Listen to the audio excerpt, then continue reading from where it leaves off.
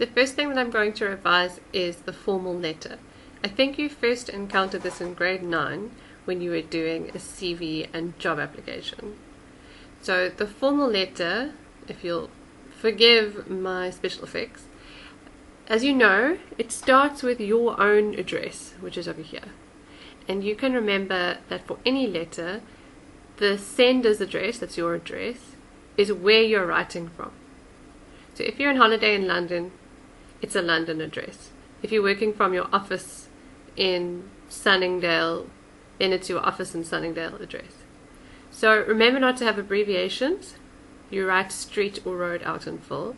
And please remember to have capital letters, especially Cape Town, which has a capital T in the word town. And I'm not kidding. I can't tell you how often grade 11 and 12s give me no capital letters. Okay, then another thing is the date. It's not very hard, but you need to remember it. You know that you leave a line. And this is an example, again, of a job application letter. So a job application letter can be addressed to the manager of human resources. But sometimes in the example that you get given, you get told who to address it to. Here, you don't write someone's name. You only write their position. So something like the manager. And then you write their name here. If you haven't been given their name in the topic, then you write dear sir or madam. No comma. So this over here is their title. What is their kind of job? What kind of job have they got? And then the organization they work for, if you know it. So now if you're writing a letter to the school to complain about something, I'm sure you have many things to complain about, you're going to write the person's job title at the top, which is going to be the principal. And then over here, you are going to write the principal's name. Back to this, you'll see that here this is a business, PricewaterhouseCoopers. But if you're not writing to a business, if you're writing to a school, then it's the institution's name, Tableview High School. So there's a pattern. The person's title or their job, the name of the institution, and then their physical address, and the postcode again.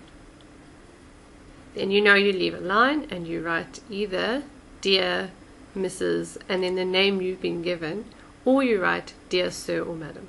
You leave a line again. Now I've taught you to do RE here, and that's what I'd prefer you to do. RE and underline.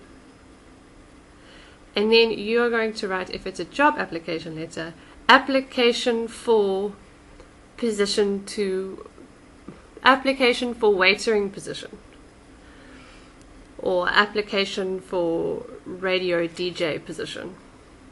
If it is not an application letter, if it is something else, a letter of complaint, then you write here, complaint about poor service. So this here, it might say application, it might say complaint, it might say inquiry. Whatever kind of letter is going to appear here. Now your first paragraph is an introduction and it's very short. You can sometimes repeat the information in the subject line because the subject line is also a short summary. It tells you what the letter is going to be about. Introduction is very short, very to the point. You know that you write your introduction and then you write your body paragraph and your conclusion. And your conclusion often ends with an action. Please do not hesitate to contact me on, and then a cell phone number. And finally, you leave a line again. You can write yours faithfully or yours sincerely, then your signature, then your name. And I'm not sure why it's difficult, but many people do their name first and then their signature. That's not the convention. Signature first and then your name afterwards. And then the most important thing with letters is the tone. You've got to sound formal. You've got to sound businesslike. But formal doesn't mean long sentences. And it also doesn't mean that you use words that you don't really know. Another thing that people often do when they're trying to write formal letters is they use as a conjunction. I am writing this letter as I am applying for a job. And that sounds a bit awkward. We usually, when we're speaking, we use the word because.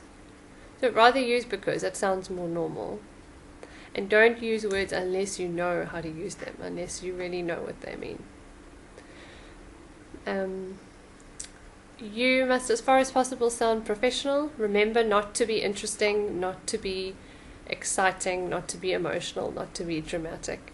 You use very professional, short, clear language. Even if you're complaining about something, you complain in a polite and professional way, so without too much extra emotion.